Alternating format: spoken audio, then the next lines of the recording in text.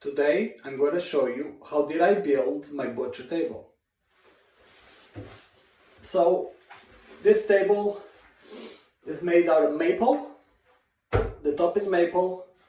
The legs and braces are oak. The reason I made my own was because I look online. I went to the stores trying to buy a butcher table small enough for me, and the prices are just ridiculous. I couldn't pay that. It's just the way it is. You know, you buying a table for $500, like, it's a table. It's a piece of wood. I don't get it. So anyways, I'm going to show you how I made mine. What I use for the top is maple because it's close porous wood, so it's easy to seal and it's really strong. And then for the legs I use oak because obviously it's heavy and strong. And you want to make sure whatever wood you use, if you're going to be butchering meat on it, you want to make sure it's close porous wood. Like, you don't want to go use basswood on this, right? You want strong because you're going to be cutting on top and hammering on top. And you know, you want something that you won't grow bacteria, like oak won't grow bacteria on it, or I mean maple. So anyways, so I probably have in this table $20, I would say, in screws and glue. And I think I paid my neighbor $10 to cut the maple for me. So that's one of my maple logs. I brought to my neighbor, he has a sawmill. He cut it up in blankets for me. And then I dried it out last year. And I brought it to my buddy's place. We put it through the planer. I do have a planer, but not big enough for this. And we planed it there. We cut it all to size there. I made the sketch myself for the table. I just got a piece of paper, draw what I wanted, and we made it like that. We just made it as we go. We didn't have any measurements. We just start cutting stuff and putting the thing together. Anyway, so it's pretty easy for wood. Once you plane all your wood, then you figure out your measurements. So, you know, we just put it together. So we use maple for the top, like I said, and the shelves in the bottom are maple. The rest is all oak. Now, the reason I made the table is because I needed a small table, and cost-wise, anyway. And anyways, then I just want to do something that I did. You know, have something I made, and I'm going to use it for probably the rest of my life. Hopefully it'll last that long. If it doesn't, then I'll make another one anyway. But anyway, so I'll show you around. I'll show how I did it. And hopefully that will incentivize you to make your own and stop spending all this money you can spend in the big box stores. Anyway. Okay, so as you see, this is the top of the table. It actually looks really, really, really nice. It's all maple from my place here. What we did is we plane it, and then we put it through the jointer. I don't have a jointer, that's why I did it at this place. And then we glue and clamp it, right? So it's nice and solid. So it's about an inch thick, the maple. I think the table is 5 feet long. Then if you look in here, that's the oak. So we have the 4 legs, all oak. Then we have the 2 maple blankets in the bottom. I'll take that out of the way. So all you did is we notch the oak, right? We notch it about an inch over there. So this is about an inch here, but there's probably another inch going the other way in between the 2 legs for strength. And then what we did is we glue them, obviously, and we screw it with big screws. I think those ones are number 8s, if I'm not wrong.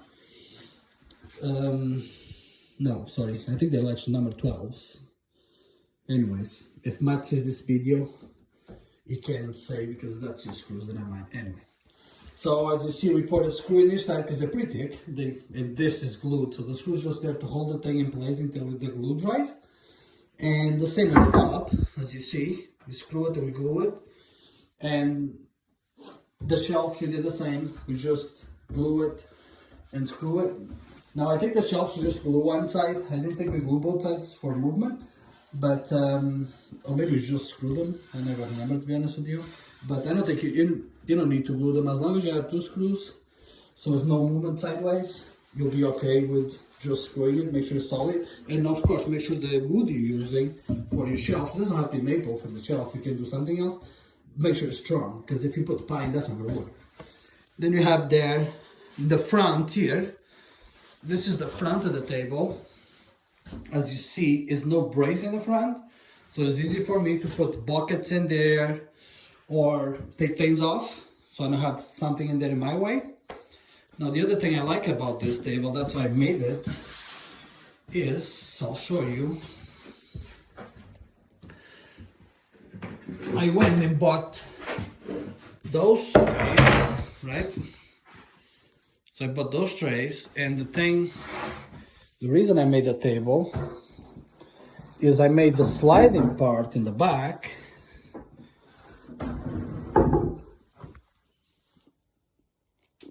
So this is maple too, and this thing will slide out. Meat trays.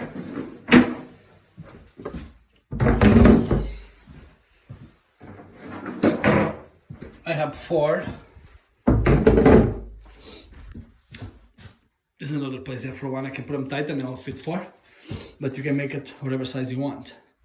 So the point is that when you're working in this side of the table over here, right, you gotta have your butcher block, whatever you're using to cut your meat on, and then you can do your cuts in here.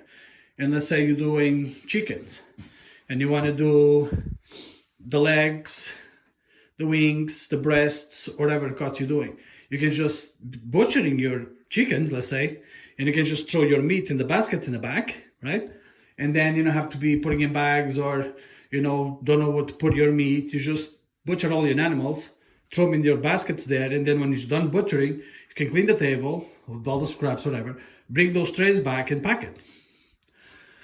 So that was the idea behind having something that I could move the table around. So the table is, I can move it around. It's on metal brackets, as you can see. It's not on wheels, because I don't want that for the movement, right? So it's solid in the ground, and it's heavy. This table is really heavy because it's maple and oak, and then plus the weight of the meat on the trays and on top of the table, this table never move.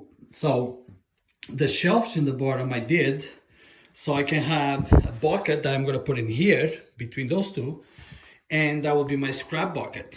So when I'm butchering, taking bones or whatever, I can just throw them underneath into the scrap bucket for the dog or whatever, right? I was going to make a hole, a circular hole in here, so I can just slide them into the bucket, but I decided not to do that, because doing that I'm going to open a hole, and then it's going to be the maple, the side, right, will be, the cut will be hard to keep clean. So I decided to not do that and just have a flat top like that, and it's sealed with mineral oil. So you want to seal it, obviously, and you're probably going to have to give her, a couple coats of mineral oil. And then normally what I do, I haven't used this table yet, but also I'm going to do is every year after I use it, you got to clean it pretty good. That's just the way it is. And then, once it's dry and nice, you can give it another coat just to, have that extra protection. But anyway, so that's pretty much it. So you don't want to put some chemics in the table, because if you're going to be cutting meat on it, you don't want that to go into your meat. So what I use is mineral oil. It's natural, no problem at all in there. And that's what everybody uses anyway. So, so in the sliding part,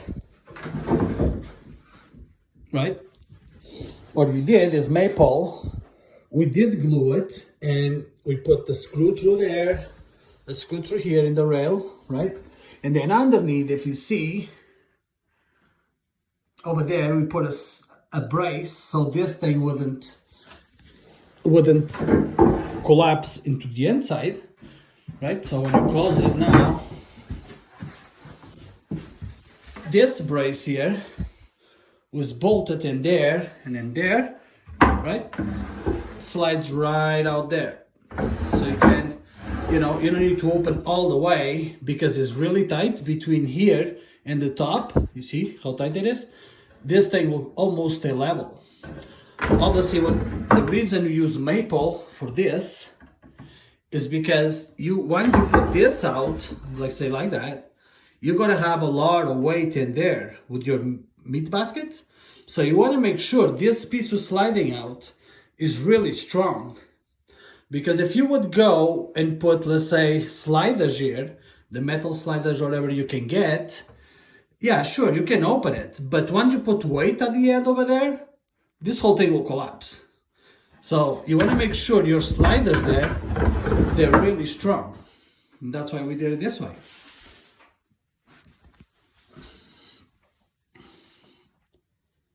That's a way to go. Now, you know, you can go to buy a table, stainless steel, and sure, yeah, well, that's a lot easier to clean. Sure, yeah, but that costs $1,000 too anyway.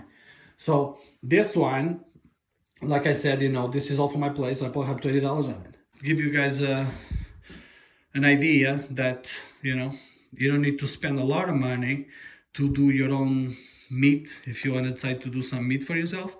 But, you know, it's nice to do the strong table, something easy to clean, something that can move around. So I use it as a butcher table. But if I decide, you know, in a couple of years, I know what, I'm not going to do butchering anymore and I'm going to kill chickens or whatever, I can just pull that thing outside.